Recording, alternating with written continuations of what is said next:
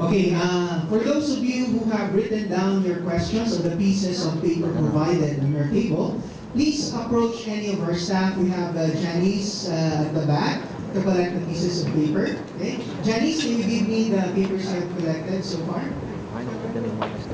Or if you have questions, please raise your hand so that we can give you the microphone and the audience can hear what your question is. Okay, we have one question here. I think Mr. Rolly might also be answering some questions. Here's the question. Unit Investment Trust Fund, or UITF, and mutual funds are estate taxable. Is your investment also estate taxable? Again, Unit Investment Trust Fund, or UITF, and mutual funds are estate taxable. Is your investment also estate taxable? Okay.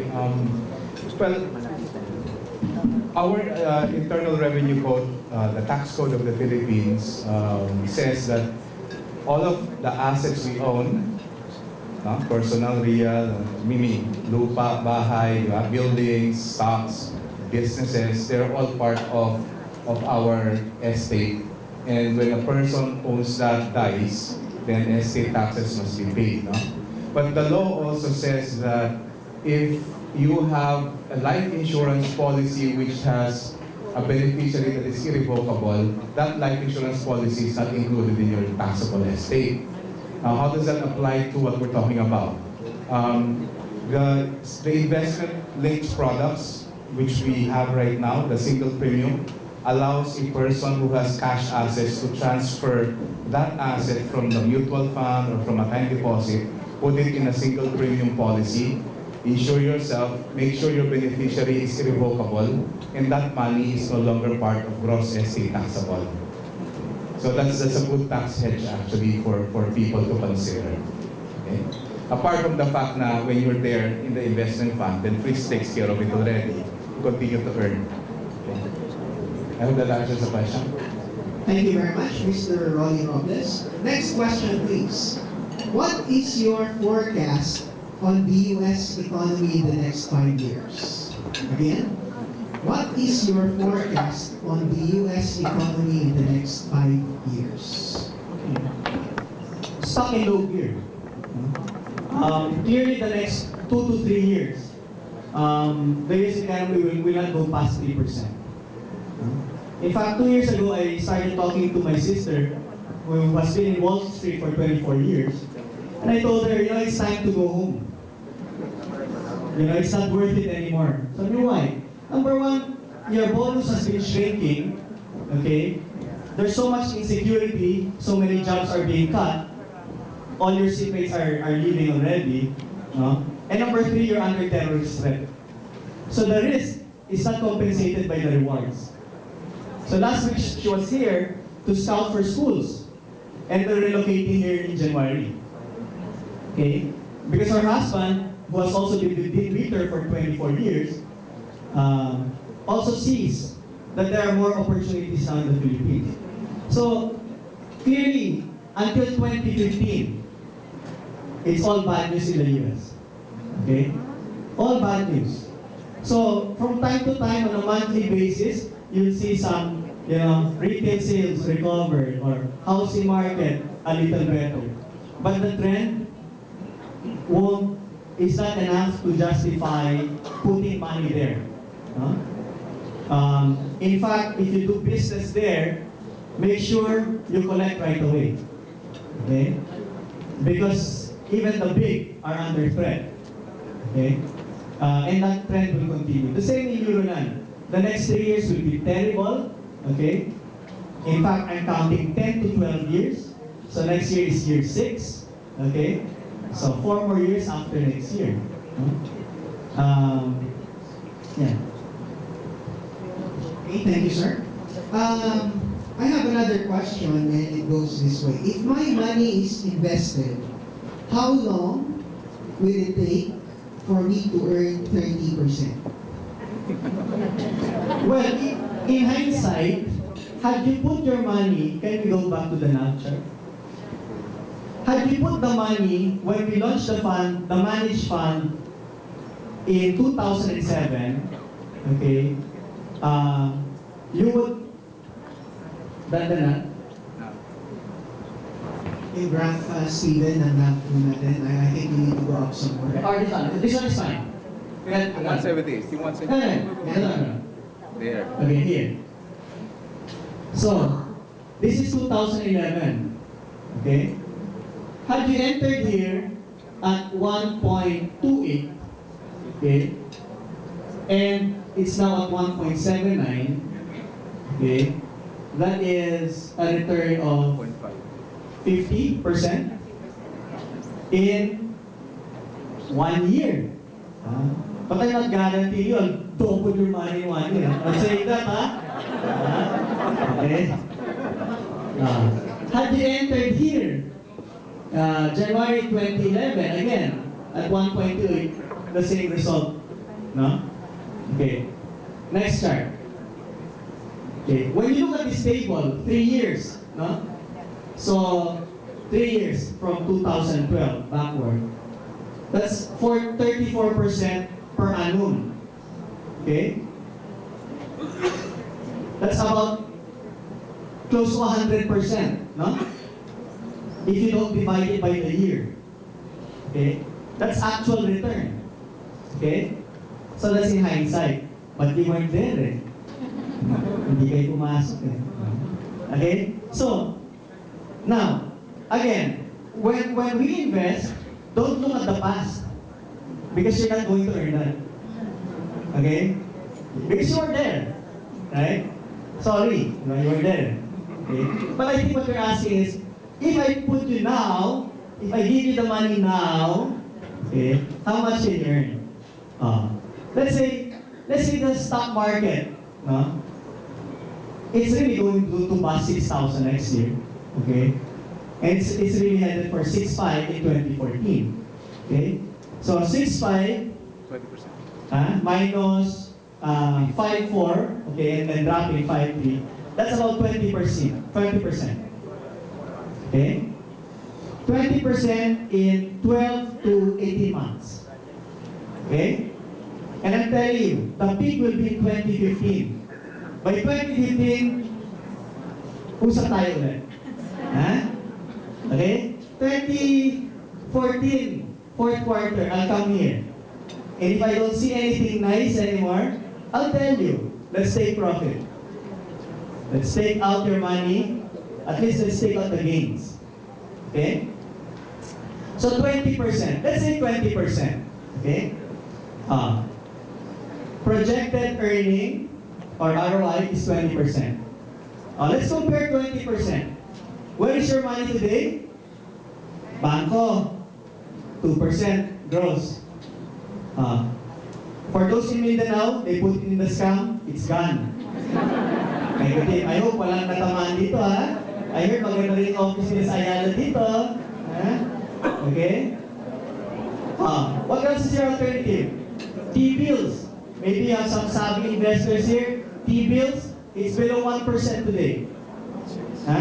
It's below 0.5 for the 91. It's below 1% for the 1 year. What else are your alternative investments? Special deposit account, which was so popular. It drove the trust industry higher the last 4 years. Where is it today?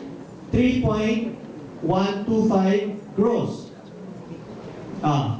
Ano pang mga scam natin? Condo. Condo unit. Condo unit now, return on your lease agreement is less than 10%. And in some saturated areas, it's now falling. Like in Eastwood, along Libis in Manila, 1 year contracts, the next year, instead of going up, it goes down. Okay? Why? Because supply is greater than the demand. Diba? Yan ang gustong i-revoke ni Magsaysay. Diba? So it's always supply greater than demand, price goes down. Demand greater than supply, price goes up. Where else can you put your money? Gold. Gold? Gold. currently trading at 1,750 US dollars per ounce. Okay? Holding strong. Okay? But the upside right now is questionable. Because if we have a QE4, okay, that means more money in the system. Okay? That will make gold less attractive. And if the growth slows, the growth outlook continues to slow down, then the prospect of buyers buying it up, isn't there. Okay? What else? Ano pang mga scam? Alternative scams. Diba? Okay, next question. If I invest in the peso now, how much will I make yearly in the next 5 years? Grabe naman! Hirap naman nun. Okay. Well, I think, number one, you should invest in peso assets rather than US dollar assets. Okay? That's for sure. Okay? If you're still one of those who have a lot of US dollar assets, hello, wake up. Okay? It's a drag on your portfolio. So, switch from dollar to peso. That's the first suggestion. Okay? Number two,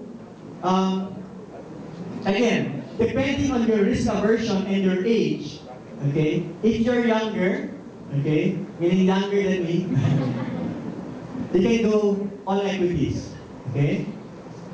For as long as you have income, okay, you can still go all equities. If you're retired or about to retire, you go managed, okay? Because it is less risky, okay? So, it depends on your risk appetite. Okay? Do not ask me the question, what is the best investment? Because the investments vary depending on objectives, your age, things like that. No? Okay? So, to go back to the question, how much can I get in Philippine peso every year? Okay, that's the question. If you invest in bonds alone, next year, you'll be earning 2 to 3%. Okay? And that's what some of my schools have been informed, no? If you refuse to put in stocks, next year you'll be earning 2 to 3%. Because this year I still gave them 7 to 8%. But I told them, I'm not a magician. Okay? The pressure is against me. Okay? So, by next year you'll earn 2 to 3%, simply because your 1 year T-bill is now below 1, your 5 years is below 5, your 10 years is below 5. Right? So even if I load it on 10 to 20 years, so it will be 5 to 6, okay?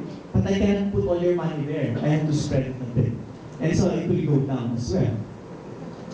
And in 2014, 2015, when I think we will get the investment grade rating, that yield will go down to the 2% level.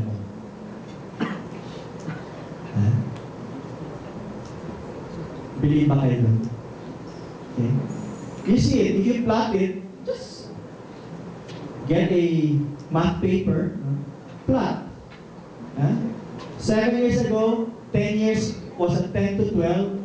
Okay? Today is at 5%. Okay? When we get the investment grade, that will be at 3. Okay? So how much will you earn gross? So, doing nothing is not an option.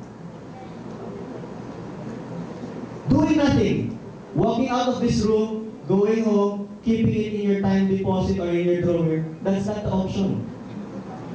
Because by next year, your money would have lost value already. Okay? In fact, if you continue to keep your US dollars, and many of my colleagues from Germany complain about this, they're being paid in euros. They get a salary cut without doing anything. Right? So you have to be proactive in managing your money. Okay? So those are the choices for you. You don't do anything, you lose. You walk out of this room today without doing anything, by next year, the same time next year, you're a loser, for sure. Okay? You put your money in peso fixed income alone, like time deposit or T-bills, by next year, you're facing 1 to 2%. Okay? And therefore, you really have to think seriously how you'll deploy your assets. Each one of you has a different situation, right? But you know that what I'm telling you is the truth. If the fiscal cliff does happen, what's the short-term effect to peso and equities? And if the fiscal cliff does happen, what's the short-term effect to peso and equities? No, the fiscal cliff will really happen. It's not if. Okay? It's the gravity. Okay? Because all the three scenarios will be bad for the US economy. There's no way around it. Okay? And therefore, in all three options, whether it's recession in the first half, muddling through, okay, or escaping the recession, they will still be penalized. You see, if you escape it, Congress intervenes. No fiscal cliff. It's positive short term, negative long term. Because again, they kick the can down the road. They didn't do anything. Okay? If they delay, if they do not delay, it's recession, but long term it's positive. Okay? And then the middle is muddling through. So all three scenarios are bad. Okay? Now what's the effect? The effect is good for the Philippines. At least Philippine financial capital markets. Because it will highlight again US economy, which is supposed to be AAA, but should be now maybe single A, against the Philippine economy, which is one notch below investment grade. High debt level, high deficit level, low debt, low deficit. High interest rates, low interest rates. Weak dollar, strong peso. It's so glaring. Okay? So, that's why I'm very positive on the Philippine markets. Because my bottom line thesis here is, for as long as there are problems in the US and in Euroland, the Philippines will be the safe haven. Believe it or not. Okay? Tayo ang tagwan ng pera. QE3 is not benefiting the US economy. QE3 is benefiting Asia and the Philippines. It's what's propping up the assets here because they're hiding the money here. It's not creating jobs there. Okay? But I like it because it's good for us. Okay?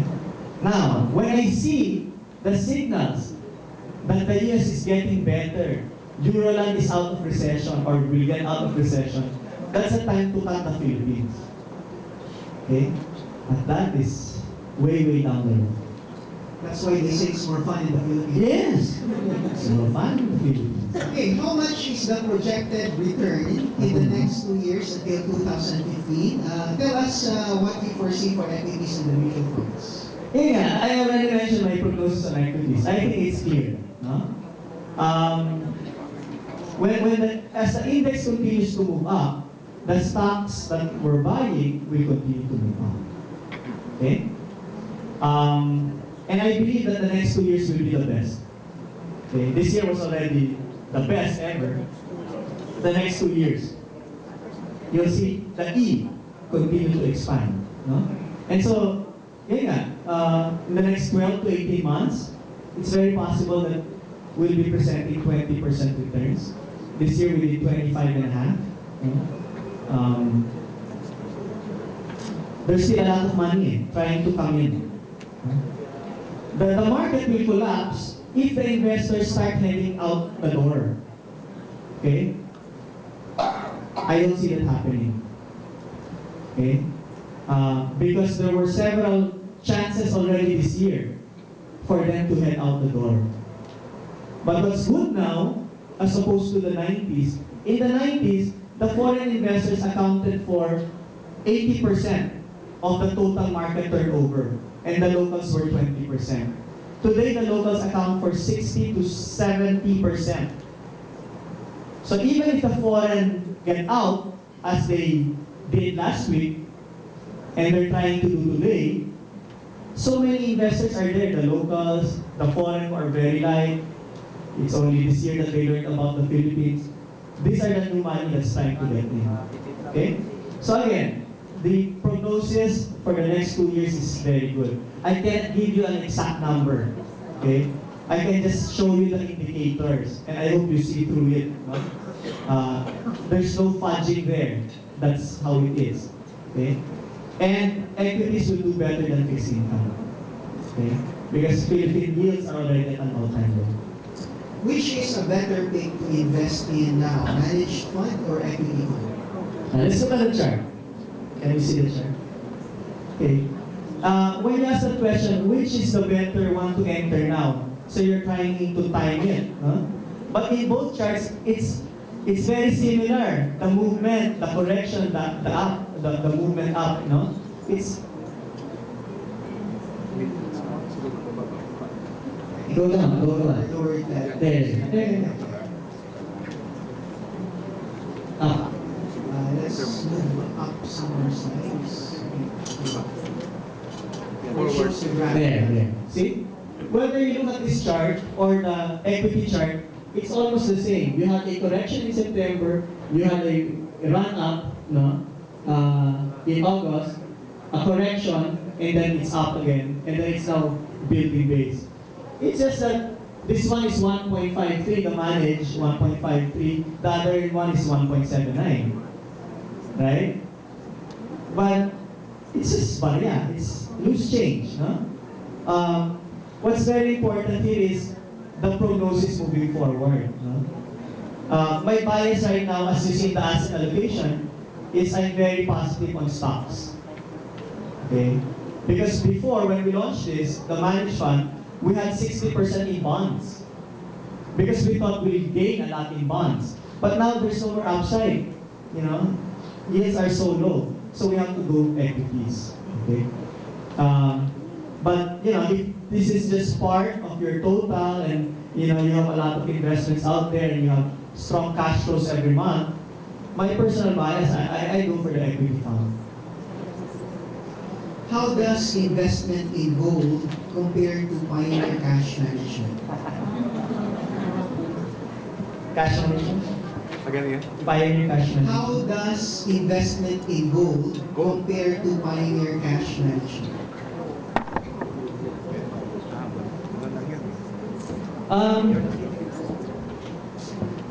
My take on gold, make sure you're liquid. Make sure you can get out. Commodities is not a liquid investment. Okay? If you hold the absolute gold bars, try selling it outside. Nobody will buy that. You know? Maybe if you're in ETFs, you can get out. You know? But even securitized gold is very difficult to liquidate. So you're not comparing the two things. You're comparing cash, a liquid but low return investment, and gold commodities, which is illiquid but highly profitable during uncertain times. These two outlets meet different objectives. Okay? So when you scout around for investment products, you have to know what your objective is. Don't get into this trap na sino mataas?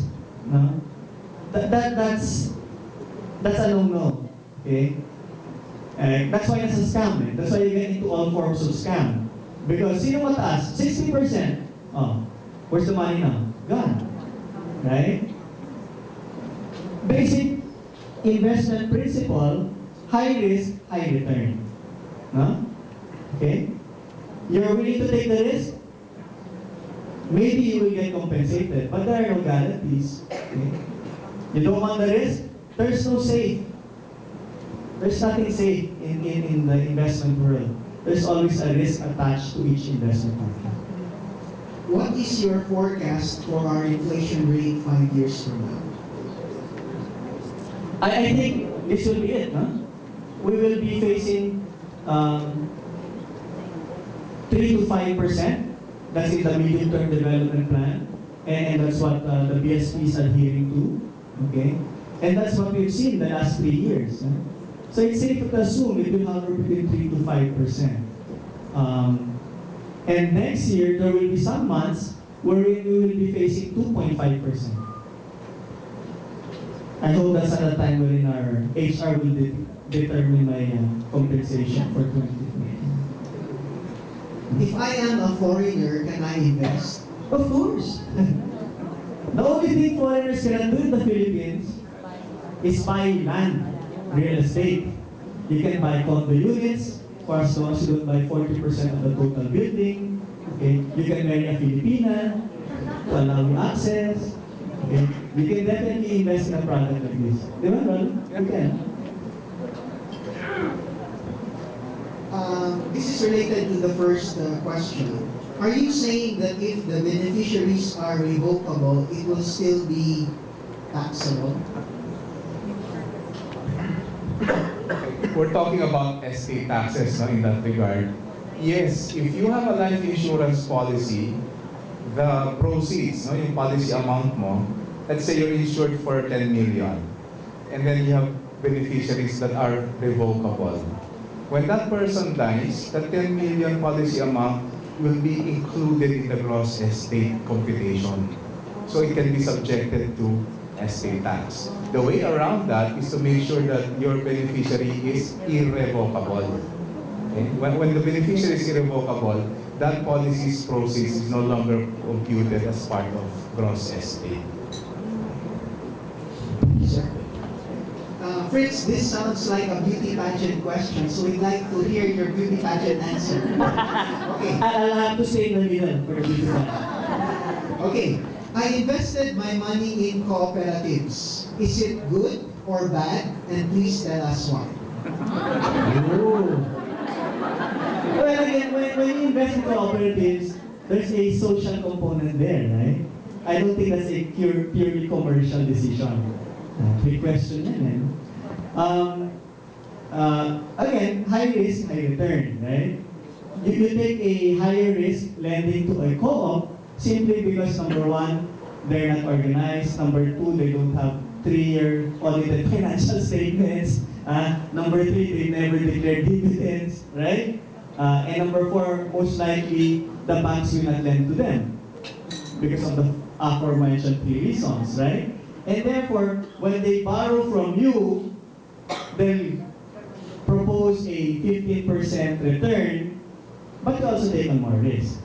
Okay? But again, there has to be a social component somewhere for you to even consider lending to a cooperative.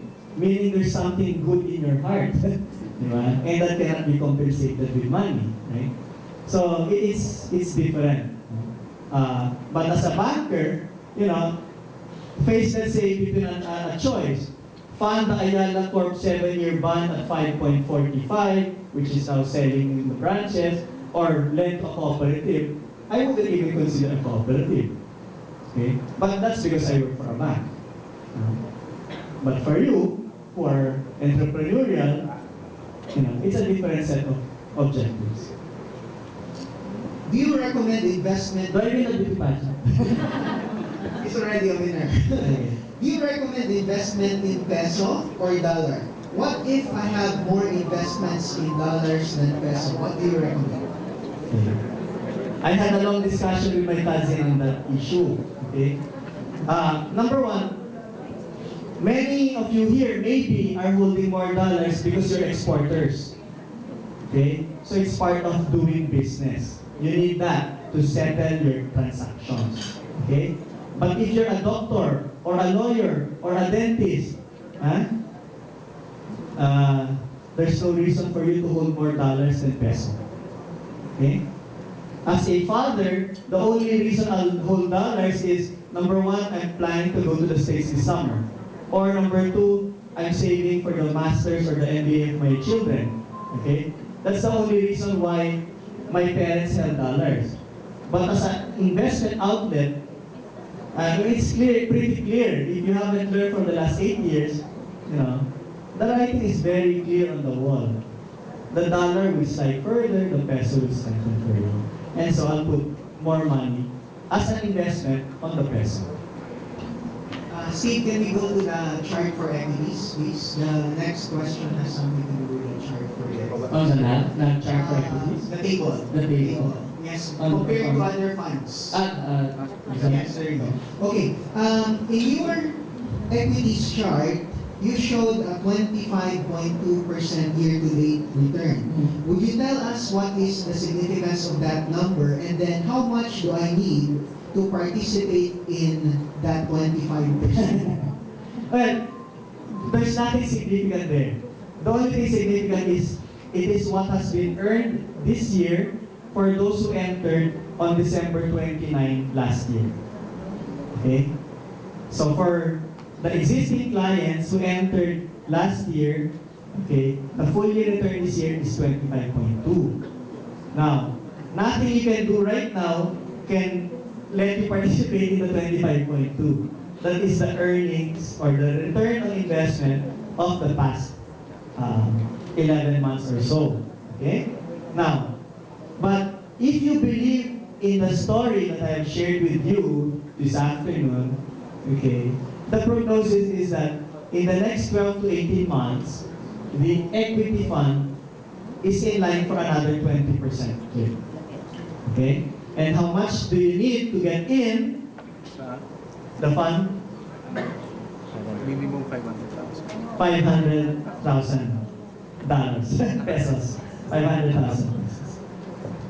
Okay, thank you very much, sir. My brother and I used to have certificate of stocks with Petron when they issued IPO years back. We haven't received our dividend check since we moved out from our residence. What are we going to do with our certificates? Number one, you give your updated details to either your stockbroker, no, or you send it to the Petron office, no, where the transfer agent, people are, so that when it's time to declare dividends, okay, they'll mail the check to your right address today. Dapat may fee yun, sir. Consulting na yun. Okay, ladies and gentlemen, the time of our fund manager, Mr. Fritz Ocampo, is very, very valuable.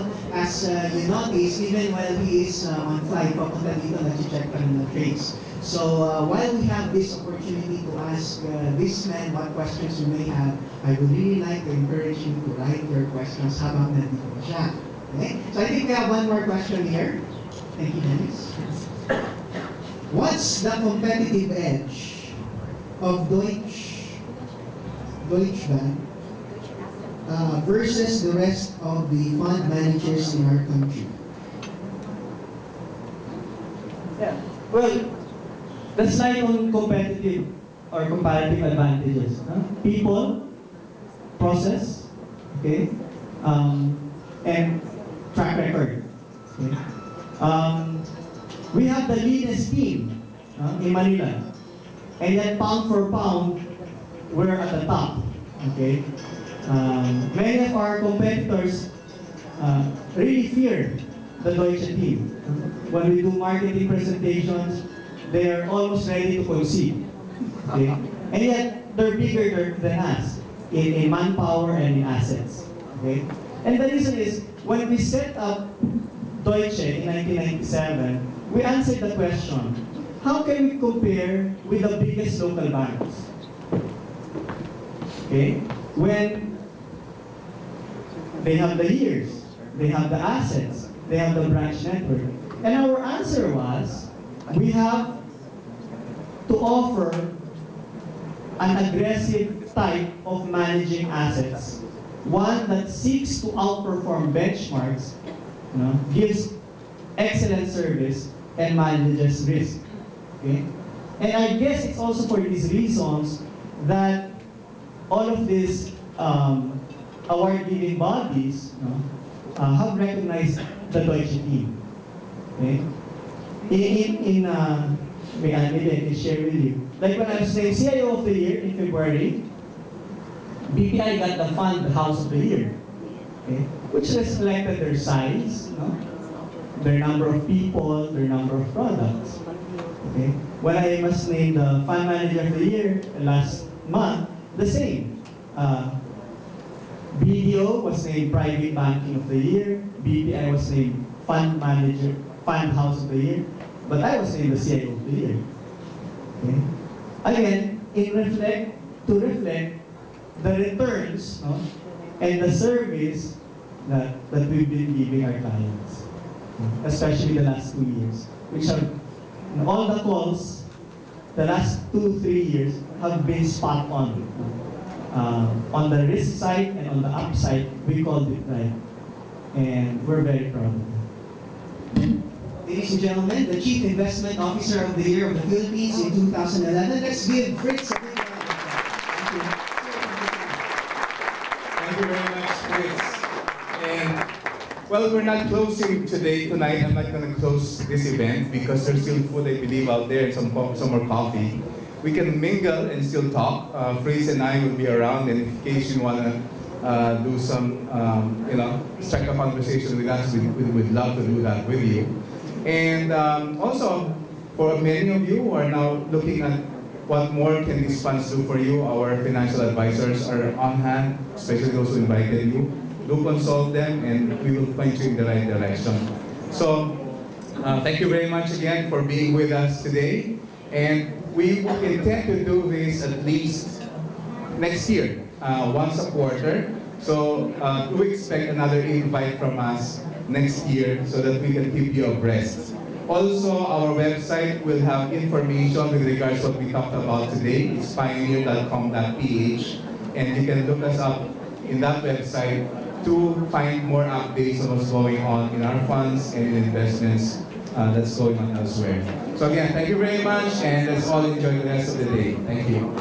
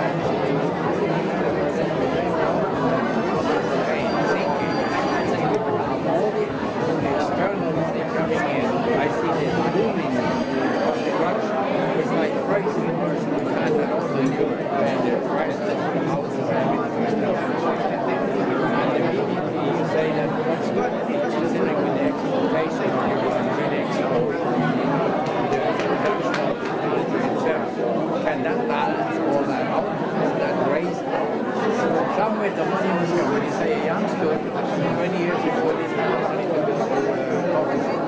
Now he has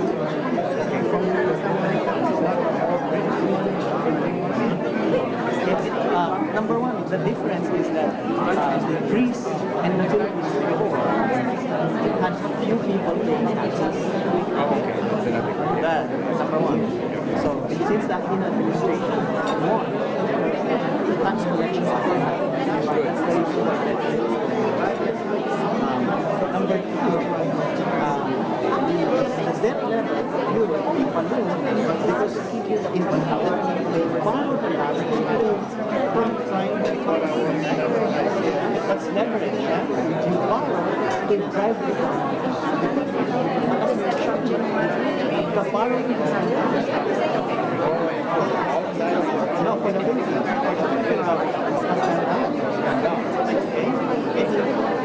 Even foreign exchange risk, the amount of dollars we borrow to fund has also gone from 40%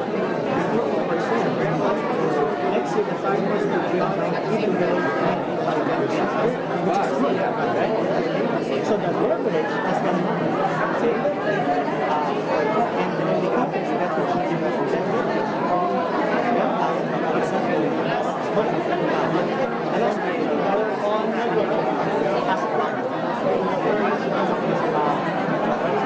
people are buying properties where usually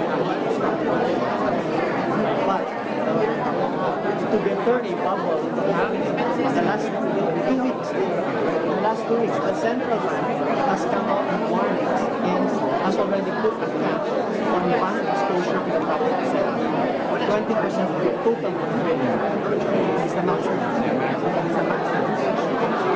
And this morning, in the business page, BSP governor warns the municipal banks from taking too much risk. So, that recognition is there. We cannot say that, oh, we bluff. But this early, we're taking steps to ensure that we will not go. Also, in terms of the short-term maturities, we're bunching the short-term maturities. We don't have the average maturity profile of the government is at 12.5 years. In fact, in the next 4 years, there are no significant. So all the money that is invested Not more money printing. We're not printing money. you buy me something. No. The money that's coming here, is, for instance, from the EU and Europe coming in. So we're not printing the money. It's the US Federal Reserve, which is printing 85 billion a month. That's coming out. And that could expose the market. I'm afraid. Now, you know what happened in Spain? They spent all that euro, now they're in a mess. How are they going to finance? And I see this construction here, that's a little bit, maybe not every day of the morning. When you start construction, the property sector, and compare it to the 5.7 million housing backlog, theoretically, if you build 5.7 million condo units, you remove the people who are living in smart homes. So that's a solution. For as long as people are borrowing, that's being used for speculative purposes. In my opinion, the property investors will compete with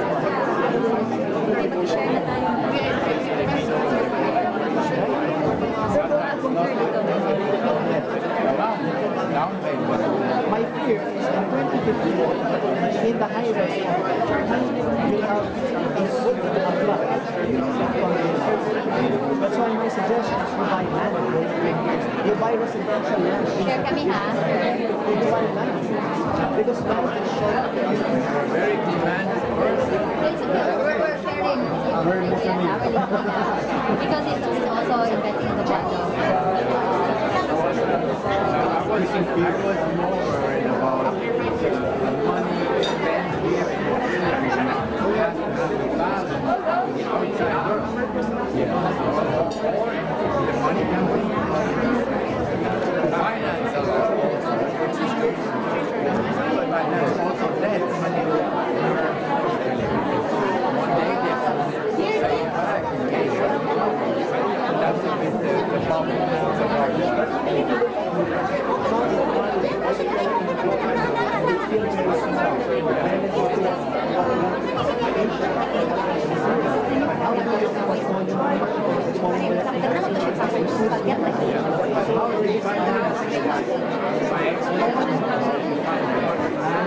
Yes, against the law.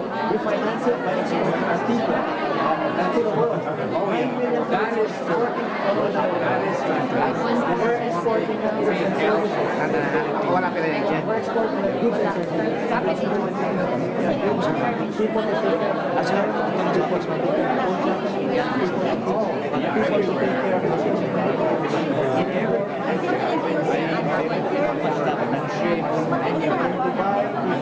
may mga important. That's how we're paying. Thank you so much.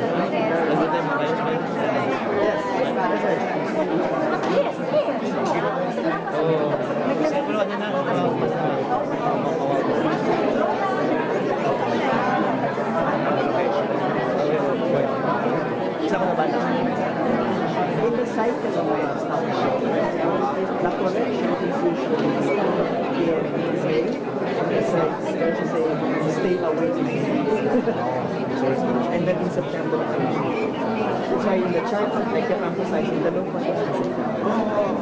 Now, what do I see? I think that the correction will be before the election.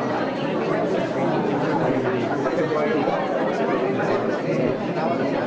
In May. So in February, January, February, the foreign investors will think it's an actual election. They'll think that it's a freelance being because they're not familiar. They don't know. So the defensive thing they do is stay proper.